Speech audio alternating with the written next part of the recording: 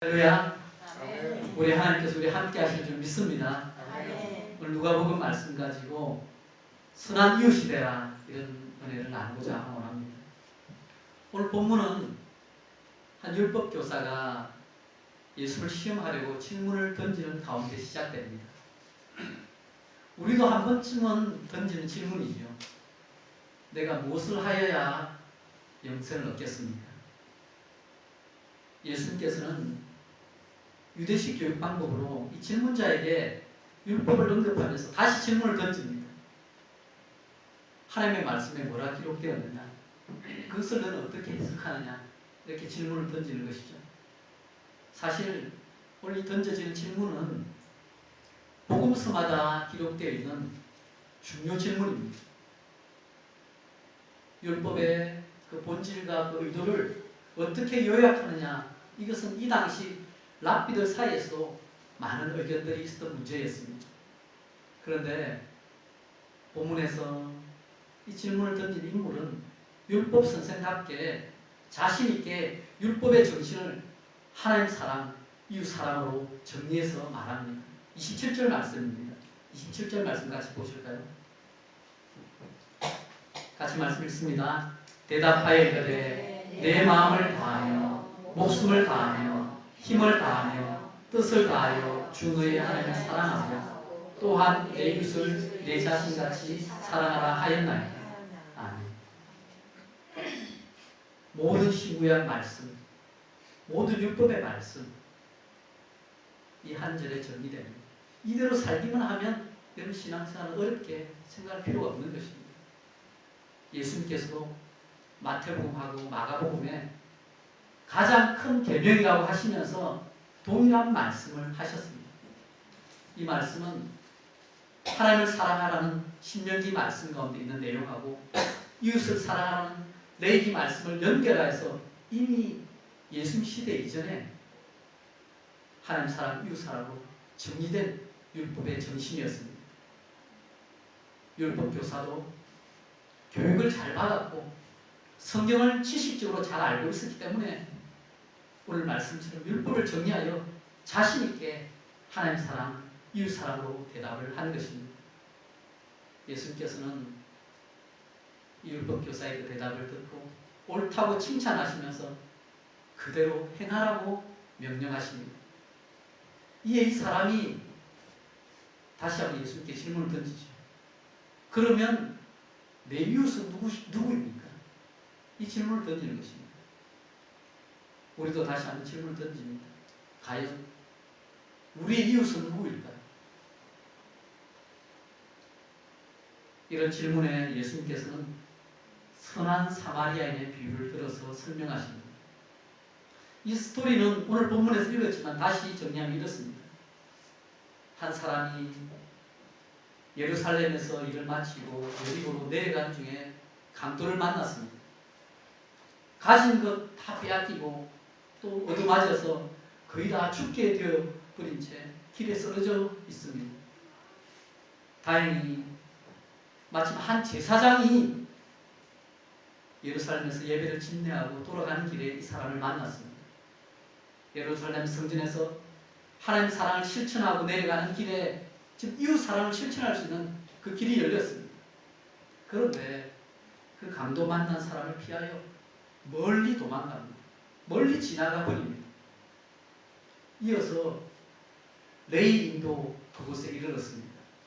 힐끗 보고는 그도 역시 다 죽어가는 사람을 외면하고 지나갑니다. 아무도 안 보는데 뭐 지나가더라도 누가 알겠습니까? 다들 그렇게 지나갔습니다. 이대로 가다가는 지금 강도 만난 이 사람이 진짜 죽게 되었습니다. 그런데 천만 다행으로 생각지도 못하게 어떤 사마리아인이 여행 중에 그 길을 지나가다가 이 사람을 보게 되었습니다. 옷도 벗겨진 채 맞아서 피투성이가 된 사람을 보고 불쌍히 여기는 마음이 생겼습니다. 가까이 다가갑니다. 기름과 포도주로 상처를 씻어내고 소독해 줍니다. 그리고 그 찢겨진 부분을 흠금으로 다 싸매어 줍니다. 다 쓰러져가는 그를 자기 짐승에 태워서 주막으로 데리고 가서 밤새 간호를 해줍니다. 다음날 일어나서 주막 주인에게 이틀치의 품삯을 주며 잘 돌보아 달라고 부탁을 합니다. 그뿐 아니라 비용이 더 들게 되면 나중에 자신이 돌아오는 길에 그 빚도 다 갚아줄 것이라고 말합니다. 여기서 우리는 누가 이웃인지 어렵지 않게 파악하게 됩니다. 누가 이웃이냐는 예수님의 질문에 율법교사는 유대인이기 때문에 사마리아 이런 말을 입에 내기도 싫어가지고 그냥 자비를 베푼 자니이다. 그렇게 말하며 이렇게 답을 하지만 우리는 이 사람을 선한 사마리아인 그렇게 부릅니다. 사랑하는 여러분, 우리는 영생을 얻기 위해 예수를 믿으면 된다고 생각합니다. 그렇습니다. 예수 믿으면 영생을 얻게 됩니다. 예수를 믿으면 구원을 받고 영생을 선물로 얻게 됩니다.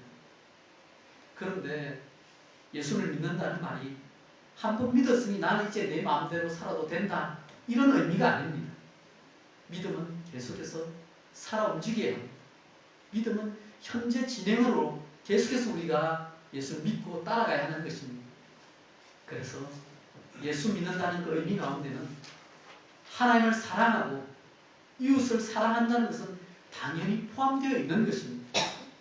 오늘 본문에 선한 사마리아인은 이웃 사랑의 본을 보여줍니다. 오늘 말씀을 살펴보면서 우리가 선한 이웃이 되는 데 있어 몇 가지 본받을 점을 찾아보기 원합니다. 첫 번째는 선한 이웃은 여러 가지 장벽을 뛰어넘는다는 것입니다. 그런 사마리아인이었습니다. 이 당시 사마리아인과 유대 사람들은 서로 상종을 하지 않았습니다. 그 이유가 있었죠. 사마리아인은 순수 유대 혈통이 아니었습니다. 이스라엘이 범죄했을 때, 특히 북이스라엘이 망했을 때 그 지역에 이방인들이 들어와 살게 됨으로써 피가 섞여서 혼혈인으로 그들은 유대인으로부터 멸시를 당했습니다. 그들은 함께 상종할 수 없는 사람으로 그렇게 취급받았습니다. 그런데 그런 사마리아인이 유대 땅에서 유대인을 도와주었던 것입니다. 여기에는 예수님께서 유대 율법 교사를 깨우치려는 의도가 있습니다. 이방인을 상징하는 사마리아인이 자비를 베풀고 제사장과 레인처럼 형식적인 유대 종교 지도자들과 유대인들을 질타하는 것입니다. 또한 이방인도 하나님 나라에 초대받은 자라고 또 그것을 암시하고 있는 것입니다. 오늘날에도 사람마다 각자가 정해놓은 경계선이 있습니다. 자신의 장벽을 치고 살아갑니다. 또한 문화적 장벽도 있습니다. 한국 사람들이 흑인이라 하면 무서워하고 아랍 사람들에 대해서는 경계하고 또 히스패닉 하면 무시하는 잘못된 가치관을 가지고 있는 사람들이 많습니다. 그런 것을 떠나서도 민족 간의 문화에 따라서 자연스럽게 다른 모습도 있게 됩니다. 주로 먹는 음식이 다르죠. 우리도 이 미국 교회를 빌어서지만 김치 먹을 때 항상 경계하며 조심하지 않습니까? 먹는 게 다르기 때문에 그렇죠. 평소에 입고 다니는 옷도 다를 수 있습니다. 쾌적거리라는 말이 있습니다. 그 얘기는 다른 사람과 대화할 때 각자가 편하게 느끼는 거리를 말합니다. 이 거리가 아랍인들은 상당히 가까워서 20cm, 30cm 정도니까 10인치 정도. 상당히 가깝죠. 미국인들은 보통 20인치 정도를 두고 있다고 합니다. 그러면서 대화를 나눈다고 합니다. 근데 한국 사람들은 좀 더 멀어야지 편하지. 그 가까이 오면 이 사람 왜 이래 하면서 우리가 불편해 느끼게 되는 거죠. 그것도 개인마다 차이가 있습니다. 각자가 편하게 느끼는 거리가 있다는 것입니다. 그런데 제가 왜 이런 얘기를 할까요? 사실 이런 장벽을 넘어서 이웃관계를 만들기가 쉽지 않습니다. 이스라엘 사람들의 이웃 개념 속에서는 결코 사마리아에는 포함되지 않았습니다. 오늘 율법 선생이 내 이웃이 누굽니까? 할 때 그 질문에는 나는 내가 알고 있는 이웃들에게는 다 사랑한다. 그 말이 자신의 교만함을 드러내는 말입니다. 사마리아인이라고 생각할 때 내가 싫어하는 사람은 결코 이웃에 포함하지 않은 사람이었습니다. 그런데 예수님께서는 도리어 그들이 사람 취급하지 않고 이웃으로 취급하지 않던 사마리아 사람을 들어서 유대인들에게 이웃 사랑의 계명을 실천하는 그 본으로 보여주는 것입니다. 우리가 하나님을 믿고 이웃 사랑을 실천하는 선한 이웃이 되기 위해서는 오늘 사마리아인처럼 장벽을 넘어서야 합니다. 다른 인종도 우리가 똑같은 사람이에요. 그런데 이보다 더 큰 문제는 같은 동족이고 장벽이 전혀 없다고 생각되는 사람들 가운데도 마음의 장벽을 치고 이웃을 돕는 데 나서지 못한다는 것입니다. 비유해서 보시면 제사장 레위는 강도 만난 자와 같은 유대민족이었습니다. 자기 동족이 넘어져 있는데 그냥 지나치는 것을 보면서 우리는 흥분해서 큰 소리로 외칠 수 있습니다. 하나님 섬긴다는 제사장이, 하나님 섬긴다는 레위인들이 어떻게 이럴 수가 있나? 사람이 쓰러졌으면 당연히 도와야죠. 남도 아니고 자기 동족인데 말이죠. 그런데 여러분, 지나치게 흥분하지 마십시오. 여러분, 건강에 안 좋습니다. 제사장도 레위인도 다 사람입니다. 우리도 사람이죠. 하루 종일 봉사하다 보면 아마 피곤했을 수도 있습니다. 아니면 제사 드리고 예배 잘 드리고 온 그 감격을 유지하기 위해서 부정타지 않으려고 의도적으로 그 사람을 피했을 수도 있습니다. 그런데 결국 개인적인 이기적인 그 마음의 장벽 때문에, 교만 때문에 내 이웃을 내 몸과 같이 사랑하라는 이웃 사랑의 계명을 내팽개친 것입니다. 우리도 이 영원한 숙제를 가지고 있습니다. 내 이웃이라는 그 영역을 계속해서 좁혀나가면서 내가 사랑할 수 있는 사람만 사랑하면서 하나님의 계명을 지킨다고 말합니다. 그런데 우리는 기회가 되는 대로 장벽을 뛰어넘어 예수님의 시각을 가져야 합니다. 우리 교회는 아직 그런 일이 없지만 혹시라도 한국에서처럼 지연, 학연에 따라 뭉치고 자신만의 왕국을 만들고 교회 가운데서도 끼리끼리 모여서 경계선을 쳐놓고 그 속에 새로운 사람이 오면 끼지 못하게 만드는 일이 있다면 그것은 하나님께서 싫어하시는 모습입니다. 잘못된 모습입니다. 그런데 그런 일들이 이민교회 가운데 또 한국교회 가운데 여전히 많이 있다는 것입니다. 특별히 우리가 선한 이웃으로 세상에 다가서고 믿음의 공동체로 바로 서기 위해서는 개인적인 장벽을 뛰어넘고 나는 좀 불편하더라고 다른 사람과 함께하면서 그 경계선을 허물고 또 사회적인 모든 장벽을 뛰어넘어서 하나님 원하시는 그 사랑의 손길을 내미는 저와 여러분 되시기를 예수 그리스도의 이름으로 축원합니다. 둘째로 우리가 볼 것은요, 선한 이웃은 긍휼히 여기는 사람입니다. 오늘 본문 33절 보겠습니다. 33절 말씀 제가 읽겠습니다. 어떤 사마리아 사람은 여행하는 중 거기 이르러 그를 보고 불쌍히 여겨. 여기 보면 불쌍히 여겼다 이런 말이 나옵니다. 불쌍히 여긴다는 이 단어는 내장이 끊어질 듯한 고통을 느낄 정도로 가슴 깊이 안타까움을 느낀다는 그 의미를 가지고 있습니다. 사마리아인이 강도 만난 자를 보면서 마치 자신이 당한 것 같은 그런 고통을 느낀 것입니다. 예수님께서 그 사역 중에 무리를 보시면서 목자 없는 양같이 유리방황하는 그 사람들을 향해서 불쌍히 여겼다고 하실 때 그 마음이 동일하게 가슴 찢어질 듯한 그 고통을 느끼며 안타까워 하신 것입니다. 심리학 용어로 공감이라는 말이 있습니다. 다른 사람의 심리적 상태를 그 사람의 입장이 되어서 느끼는 것을 말합니다. 뭐 한자로 보면 옛날에 역지사지 이런 말이 있죠.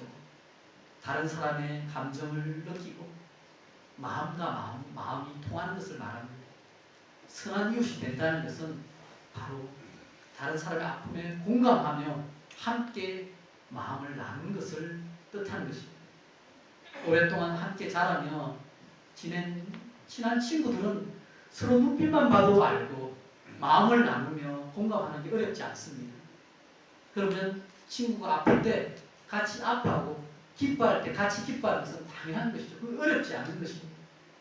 그런데 종종 남이었다가도 전혀 모르는 사람이었다가도 서로 인사하면서 조금 지내다 보면 처음에는 서먹서먹하죠.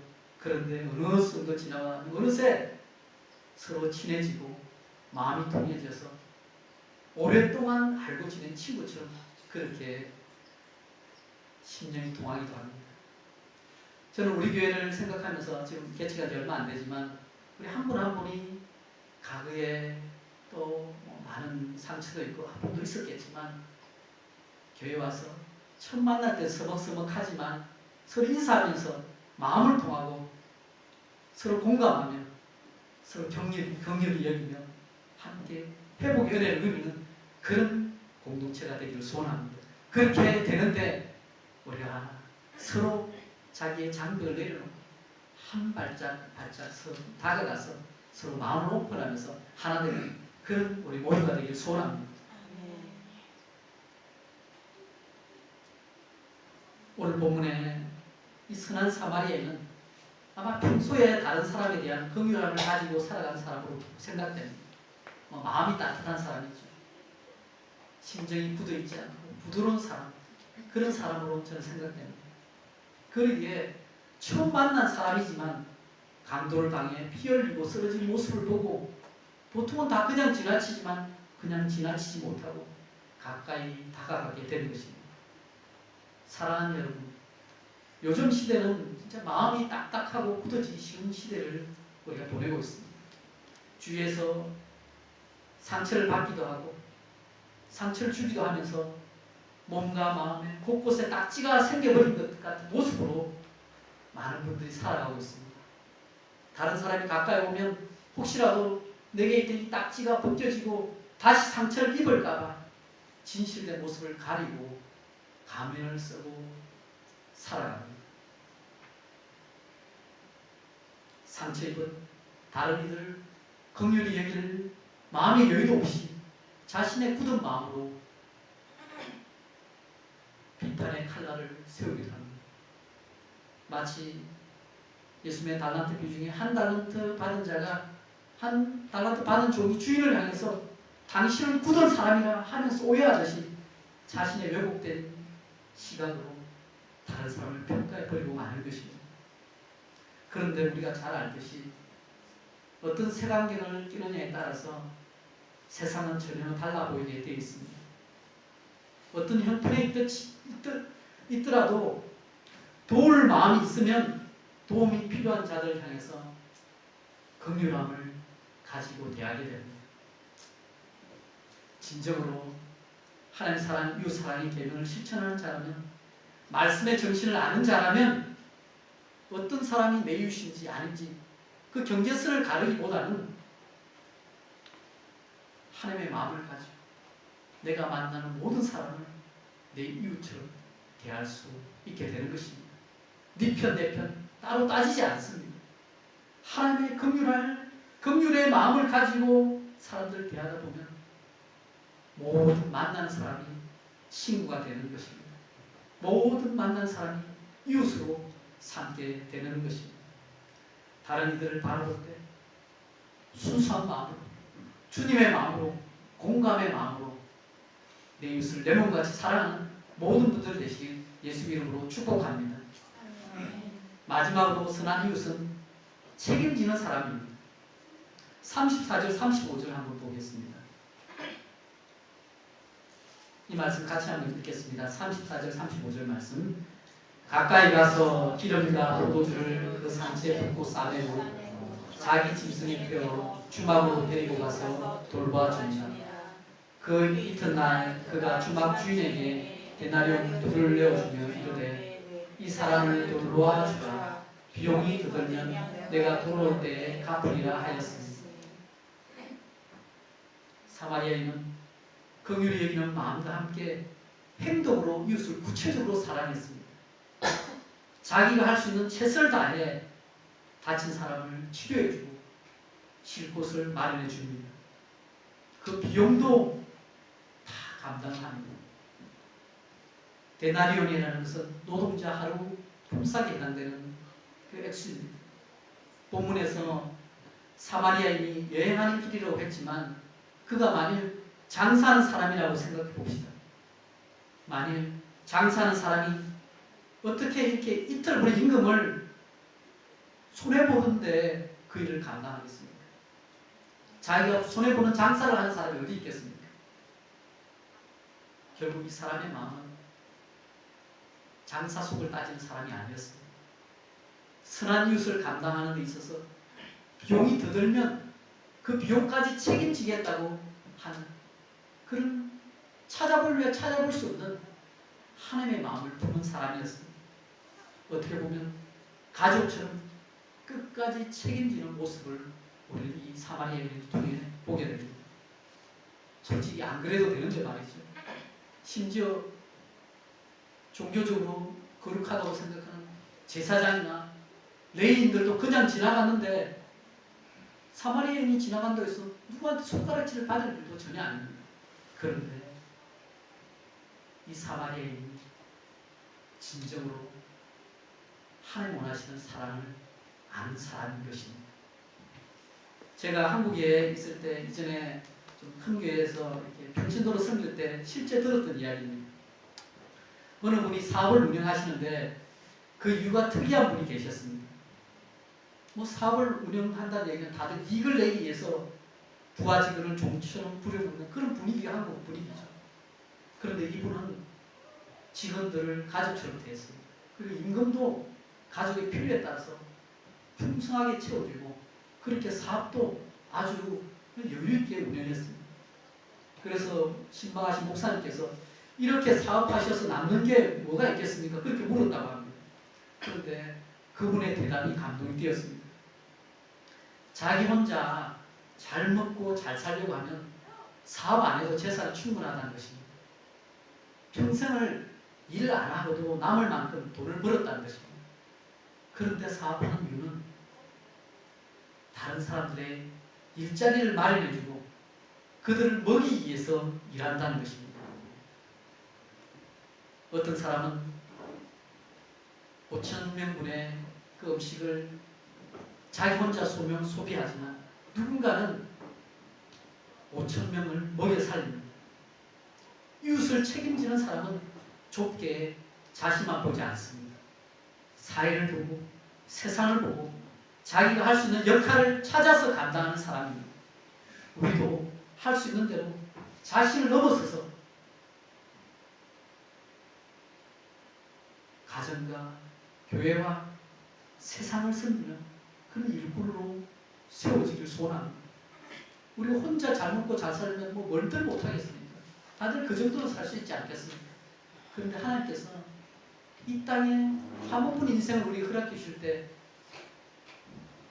그냥 먹고 살다가 죽고 돌아오라고 아마 인생을 허락해 놓은 건 아닐 것입니다. 우리에게 맡긴 사명, 우리를 통해서 누군가 연약한 자가 자기 자리를 찾고 다시 힘을 내고 서고 회복되는 그것을 하나님께서는 원하시는 줄 믿습니다. 사실 우리가 말씀을 모르는 게 아닙니다. 하나님 사랑, 이웃 사랑 모르는 사람이 어디 있겠습니까? 교회를 조금만 다니면 이것이 중요하다는 것은 아닙니다. 말씀을 알지만 말씀대로 살고 순종하는 게 너무 어렵습니다.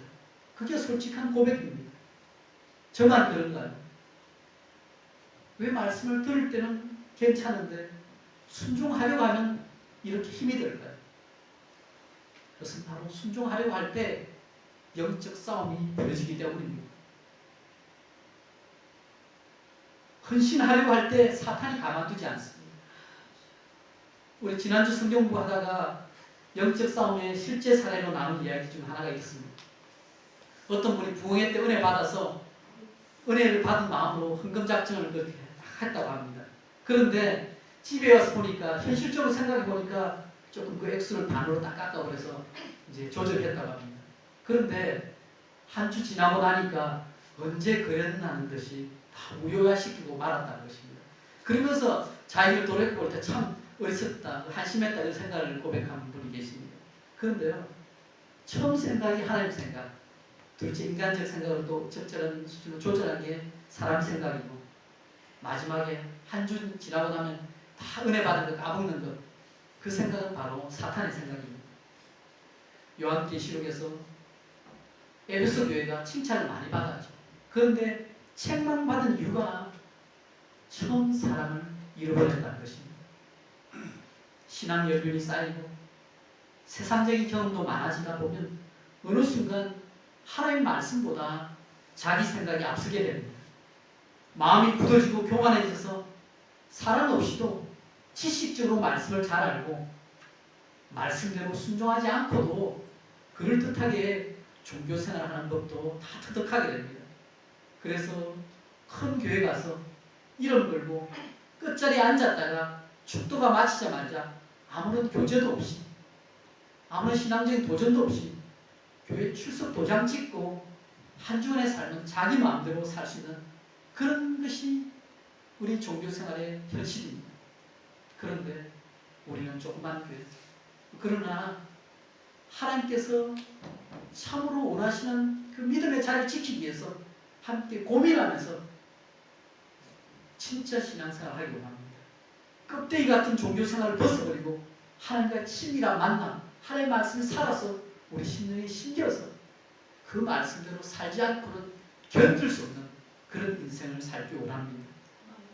사랑하는 여러분, 여러분의 생애에 처음 교회의 발걸음을 내디딜 때를 그때를 한번 생각해 보시기 바랍니다. 또한 처음 하나님과 뜨겁게 만났던 그 시간을 떠올려 보시기 바랍니다. 처음 사랑을 회복하시기 바랍니다.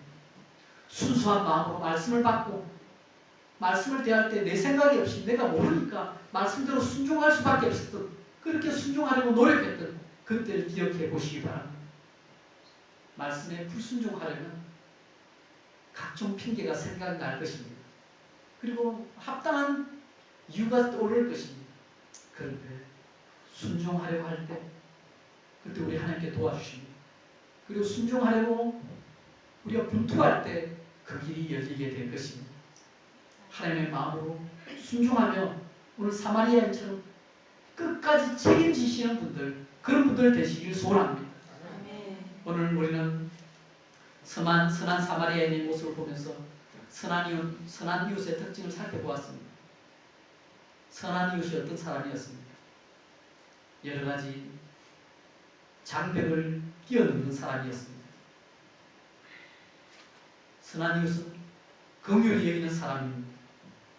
선한 이웃은 책임지는 사람입니다. 이런 사람이 어디 있을까요? 이런 선한 이웃 하면 혹시 여러분 주위에 떠오르는 사람이 있으십니까? 아니면 여러분이 그렇게 살고 있습니다. 저는 예수님을 떠올려 보았습니다. 예수님께서 이 비유를 말씀하셨지만 예수님께서 친히 이렇게 선한 이웃으로 우리에게 다가오신 것입니다. 하늘과 땅 차이에 그 장벽을 뛰어넘어 이 땅에 오신 것입니다. 죄인인 우리를 불쌍히 여기고 긍휼히 여겨주셨습니다. 히브리서 4장 15절 말씀은 이렇게 말합니다. 우리에게 있는 대제사장이 우리 연약함을 동정하지 못하실 리가 아니요 모든 일에 우리가 똑같이 시험을 받으시려거든 죄는 없으십니다. 인간의 몸으로서 우리가 당하는 시험을 똑같이 받으시면서 우리가 느끼는 그 아픔을 직접 느끼고 사셨습니다. 우리 연약함을 동정하시는 분, 우리가 공감하시는 분이 바로 예수님이십니다. 그 예수님께서 우리의 죄를 위하여 죽으심으로 구원의 역사를 이루어 주셨습니다. 우리의 죄값을 십자가에서 다 치르시고 다 이루었다 말씀하시며 죽기까지 하나님께 순종하셨습니다. 지금도 살아계셔서 성령으로 우리를 인도하시고 끝까지 책임지시는 분이 바로 예수님이십니다. 예수님께서는 율법 교사에게 누가 강도 만난 사람이 이웃이 되겠느냐고 물으셨습니다. 이 질문은 우리에게도 주어지는 질문입니다. 누가 답을 모르겠습니까? 아무 관련도 없는 사람을 위해서 선을 베푼 선한 사마리아인이 바로 이웃이죠.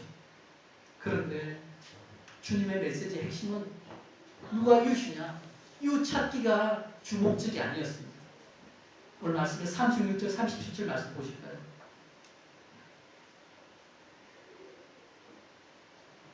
제가 말씀 읽습니다. 내 생각에는 이 세 사람 중에 누가 강도 만난 자의 이웃이 되겠느냐? 이르되 자비를 베푼 자니이다.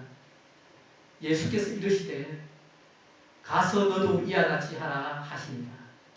아멘. 예수님께서는 우리에게 가서 이와 같이 하라고 말씀하십니다. 우리를 향해서 우리가 선한 이웃이 되라고 명령하시는 것입니다.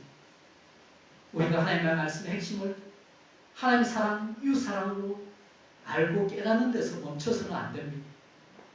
내 이웃이 누구냐 하며 경계를 치고 제한하는 대신에 도움을 필요로 하는 자에게 가서 내가 이웃이 되어줘야 하는 것입니다. 오늘 비유에 등장하는 제사장과 레위인은 나름대로 종교생활을 잘했지만 불쌍한 자의 이웃이 되어주지 못했습니다. 우리도 이럴 수가 있습니다. 말씀을 잘 안다고 종교생활을 가장 잘하고 직분을 맡아서 하나님을 잘 섬긴다고 하면서도 실제 삶에서는 하나님 원하시는 이웃사랑의 삶을 실천하지 못할 수 있는 것입니다.